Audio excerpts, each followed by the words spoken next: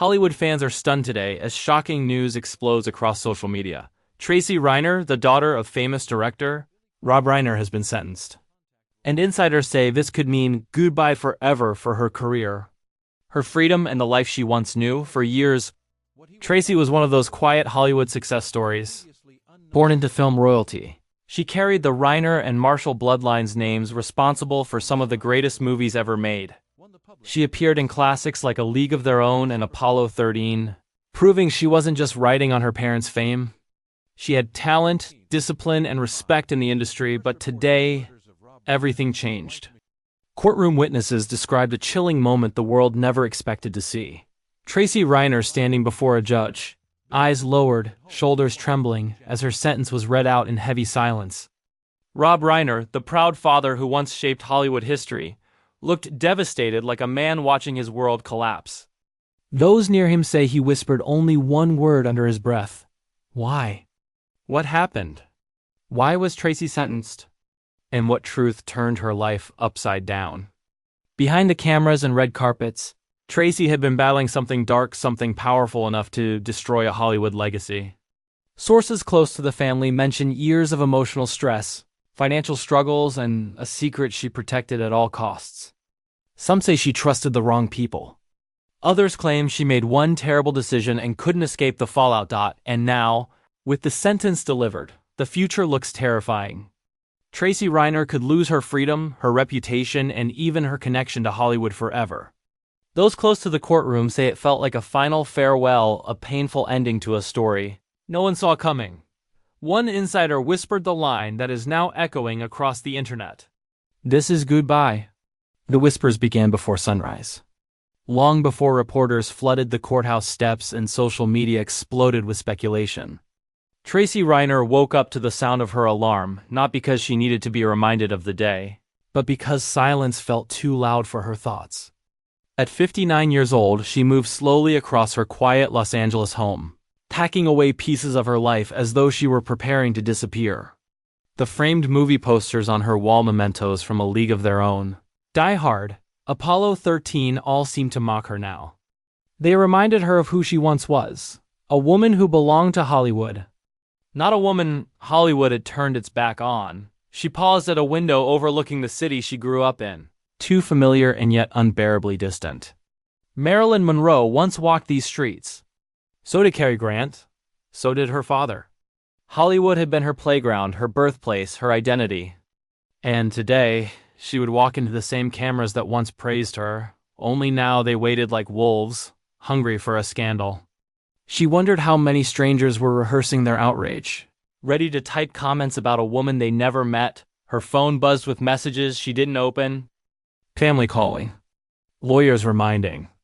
Journalists pretending to care. Only one message mattered, and it came from her father. Rob Reiner had sent just 7 words. "I'm here, but I can't fix this."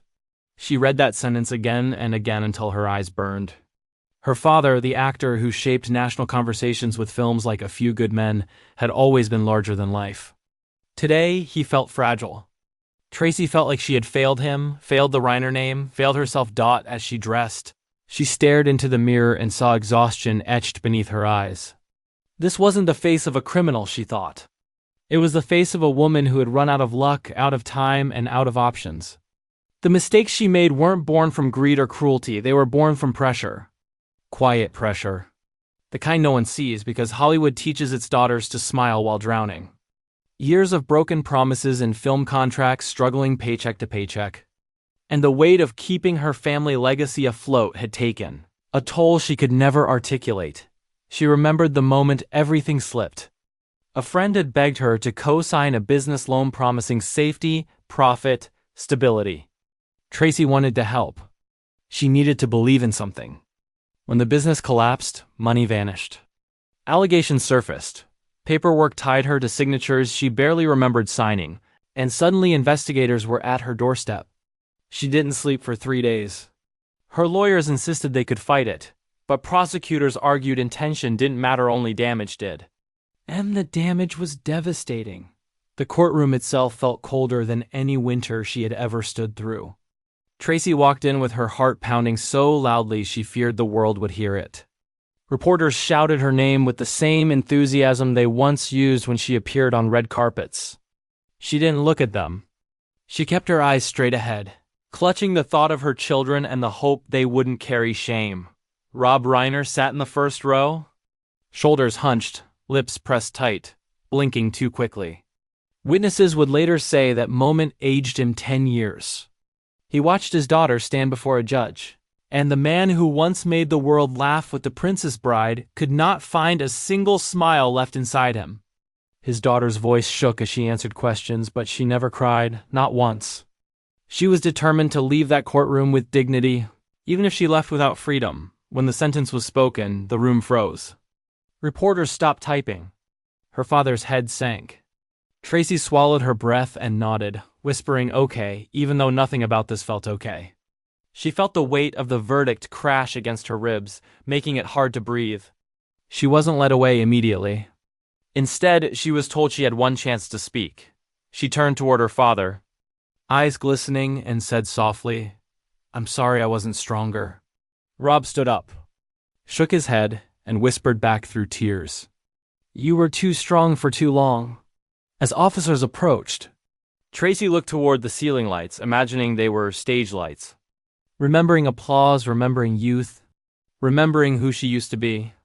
Then she whispered to herself, "Goodbye, Hollywood," and stepped forward without resisting.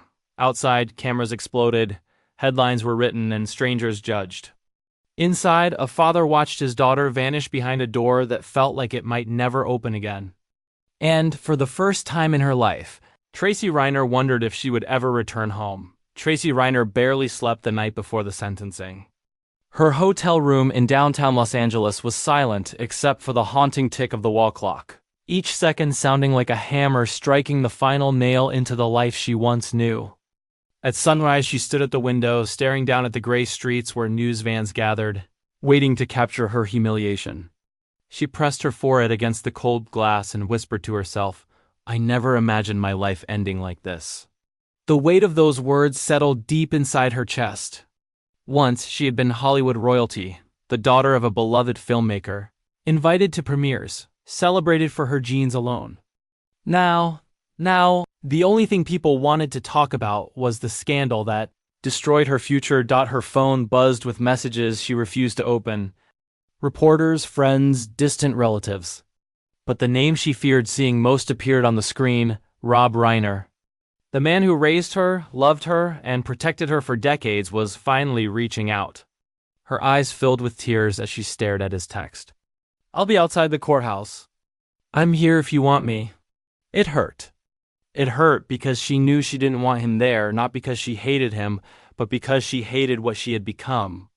She thought if he saw her in handcuffs, something inside him would break forever. She typed a long message, then deleted it. In the end, she replied with just 2 words, "Stay home." Then she tossed the phone aside and sobbed. The courthouse was a blur of voices and camera flashes. Tracy stepped from the car, holding her lawyer's arm for balance. She kept her eyes down, terrified the world would see the months of pain etched into her face. Protesters screamed her name. Photographers shouted cruel questions about Rob, accusing him of abandoning her, blaming him for everything. One voice yelled, "Your father is ashamed of you." Another screamed, "Say goodbye to fame, Tracy." She flinched with every word, but she stayed silent. Inside the courtroom, the cold air smelled like paper, dust, and dread. She sat between 2 officers, her heart racing. Her lawyer whispered reminders, "Don't cry, look up, breathe." Across the aisle, her husband sat alone, refusing to meet her gaze. Their marriage had collapsed under the scandal months ago, leaving nothing but bitterness and legal paperwork. Tracy tried to think about happy memories, her mother's laughter, her children running through the garden, Rob's arm around her at film premieres, but her mind kept circling back to one truth. Her family was shattering. When the judge entered, Tracy lifted her head. Everything inside her went still. She listened as the charges were read, each word carving a deeper wound. Fraud, deception, breach of trust. She had already confessed, knowing the evidence was undeniable. The courtroom was silent as her lawyer argued that she never acted with malice, that she was desperate, drowning financially, terrified to ask her father for help. but the prosecution called her actions calculated, knowing, selfish. The truth lay somewhere between those extremes, and Tracy knew it. While they spoke, her eyes drifted to the gallery. There, sitting in the very last row despite her text, was Rob Reiner. His hair was gray, his shoulders heavy, but his eyes, those same eyes that had once watched her take her first steps, were locked on her with love. A crack formed inside her chest. She wanted to run to him, fall into his arms, beg for forgiveness. But she couldn't move. Tears slid silently down her cheeks as she mouthed the words, "I'm sorry." The judge lifted his papers, and every heartbeat in the room froze. Tracy closed her eyes and prayed for mercy, not for herself, but for her children. She imagined their faces, imagined the shame they would carry, imagined the headlines they would grow up reading about their mother.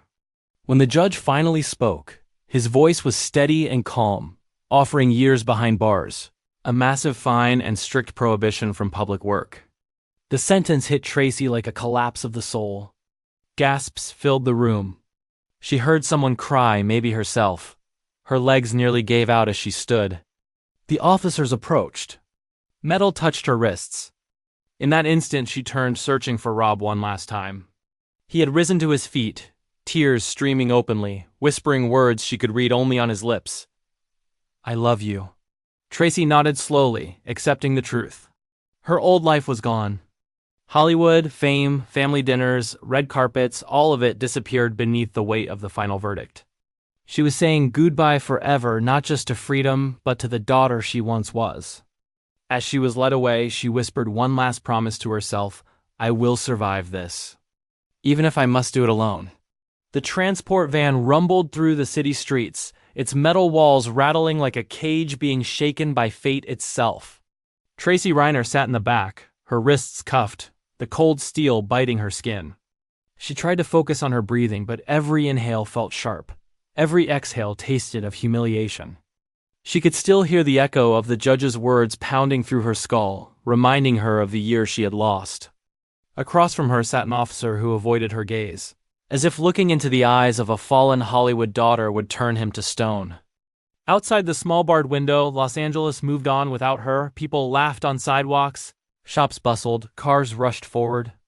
The world didn't pause for a ruined woman. Tracy pressed her forehead to the vibrating metal and shut her eyes. Memories flashed like lightning, her childhood birthday parties, the movie sets she visited with Rob, the nights she danced barefoot in her mother's kitchen. Suddenly, those memories felt borrowed, like they belonged to someone else. Someone who didn't make catastrophic mistakes. Someone who didn't destroy her own name. She wondered what her daughters were doing at that moment. Had they watched the sentencing on TV? Were they crying? Were they ashamed? The thought tore through her like claws. The deepest agony wasn't prison. It was knowing she had failed the only people she ever wanted to protect. When the van turned a sharp corner, Tracy's cuff scraped her wrists. She winced and opened her eyes. The officer finally looked at her. His expression softened, not with pity, but with something close to respect. "You holding up?" he asked quietly. The question stunned her. It had been months since anyone spoke to her with human warmth. She hesitated, her voice cracking as she whispered, "I'm trying." He nodded, then looked away again. And somehow that small kindness, just a few gentle words, broke something inside her. Tears slid down her face, silent and unstoppable. The prison gates rose in front of her like a mountain of iron, dark and endless. The van slowed, then stopped. Tracy felt her heartbeat hammering in her neck. The air tasted metallic, like the moment before a lightning strike. As she stepped out, cameras flashed again from outside the perimeter. Even now, no one would grant her dignity. Her lawyer had warned her. Once you enter, you will be stripped of everything: name, privacy, identity.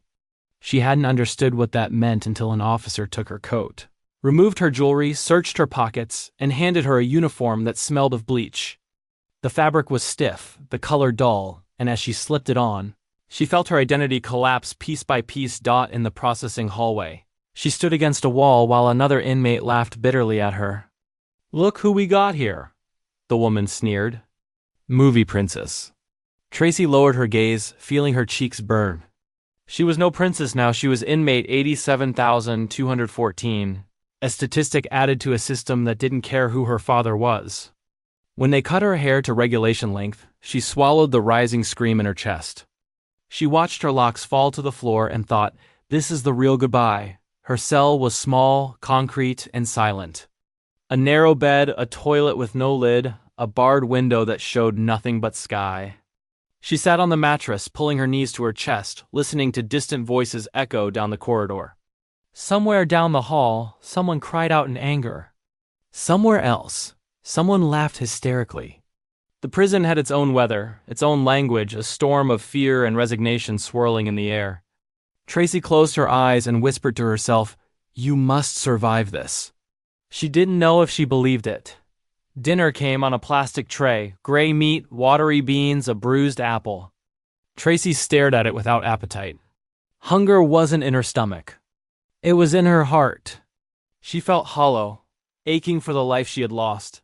She thought about Rob. Was he home now? Was he drinking tea in silence, staring at the wall, wondering where he had gone wrong as a parent? She imagined him replaying her childhood in his mind, looking for answers that didn't exist. The guilt crushed her. She leaned forward and covered her face, letting the darkness inside her spill unchecked. Night arrived fast. The light outside her cell switched off, leaving everything bathed in cold blue shadow. Tracy lay on the hard mattress, staring at the ceiling, listening to the heartbeat of the prison. She thought of the last time Rob hugged her, how safe she felt, how certain she was that nothing could touch her if he was near. Now she was alone, surrounded by strangers and concrete. The silence became unbearable. She rolled onto her side and pressed her hand against her chest, whispering a promise to her children. "I will come back stronger. I will not let this be the end." But even as she spoke the words, a new fear crept into her thoughts, chilling her deeper than the prison air. What if something worse is waiting? What if her father hides a secret she was never meant to know? Morning in the prison did not begin with sunlight, it began with noise. A deafening buzzer ripped through the darkness like a blade, jolting Tracy awake. She sat up fast, the thin blanket tangled around her legs, heart punching against her ribs. For a few seconds she forgot where she was, then the heavy truth slammed back into her chest. Concrete walls. Steel bars. The sour scent of bleach and sweat. This was her world now. Outside the cell, guards shouted names, keys clattered, feet shuffled, and the living machine of incarceration roared to life. Tracy rubbed her eyes, exhausted from a night of broken sleep, haunted by dreams of flashing cameras and her father's devastated stare. She stood up, stretching stiff muscles that already felt older. There was no mirror, but she imagined what she looked like. Hair hacked short, cheeks hollow, eyes bruised from grief and humiliation. The uniform hung awkwardly on her frame, stripping her of personality and history. Footsteps approached, stopping outside her door. An officer peered in through the bars. "Breakfast, move." His voice carried no anger, just routine. Tracy stepped out and joined the line of inmates, trying to keep her breathing steady. But she could feel their eyes scanning her, whispers trailing behind her like knives. The actress, Hollywood girl. Daddy's money didn't save her. Each word chipped another piece off her dignity. In the cafeteria. The noise was overwhelming, voices merged into an angry river of complaints and gossip. Tracy sat at an empty table, staring at the bland oatmeal cooling in front of her. Across the room, a group of women watched her with hungry curiosity, like predators who had spotted new prey. Her pulse quickened. She had been warned during intake. The first week was the most dangerous. A newcomer with a famous name, someone would try to test her. A chair scraped loudly as a muscular woman approached, her arms covered in faded ink. She dropped down across from Tracy and leaned forward, eyes cold. "You think you're better than us," she growled. Tracy met her gaze, terrified but steady. "No," she whispered. "I don't think I'm better than anyone."